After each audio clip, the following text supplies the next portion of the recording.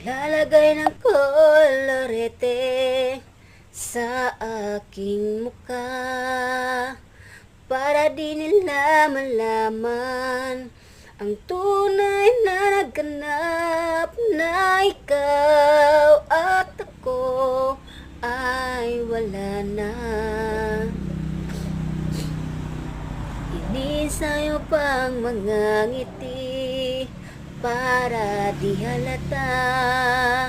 Damdamin ko'y pinipigil sa loob umiiyak dahil ikaw at ako ay hindi na.